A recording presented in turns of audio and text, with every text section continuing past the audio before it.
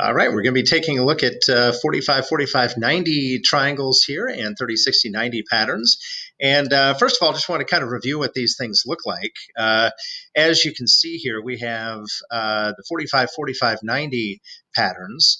And remember, the idea with the 45, 45, 90 patterns is that you can multiply the side lengths by the square root of 2,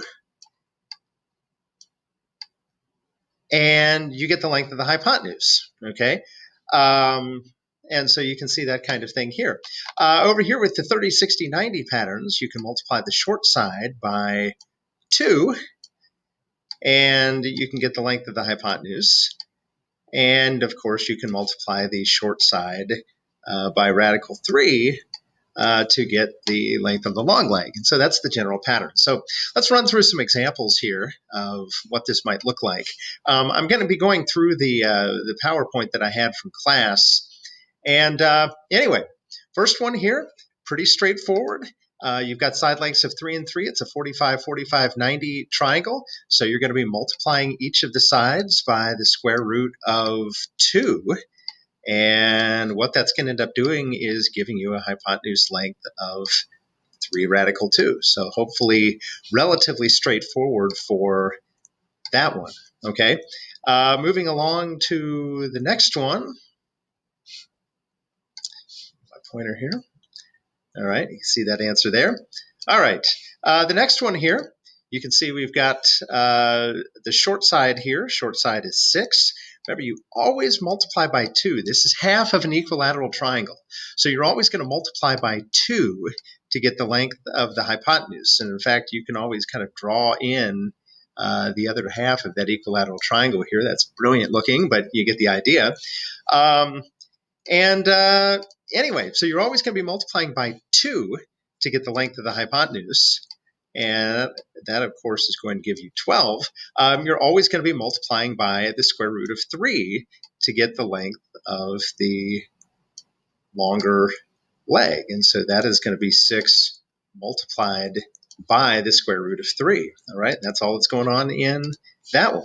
Okay, so moving along to the next one here, we can see that it's a 45, 45, 90 triangle. And this time, this side length of x got multiplied by radical 2 to be 8 radical 2. So what you're really doing is you're going back from a long side to a shorter side. You're going to undo multiplying by the square root of 2, which means technically you're going to divide by the square root of 2.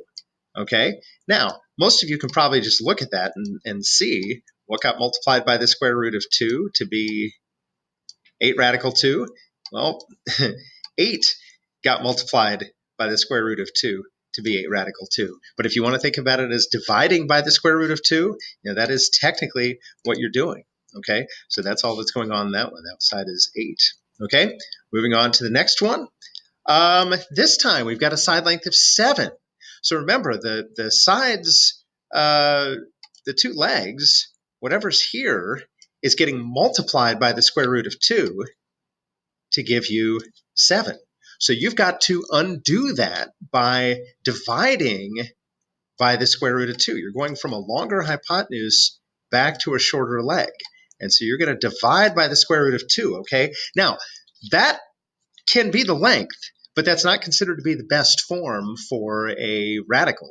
It's best if you get rid of the radical in the denominator. So remember, we talked about this process of rationalizing the denominator. If you multiply the top and the bottom of the fraction by the same thing, you get an equivalent.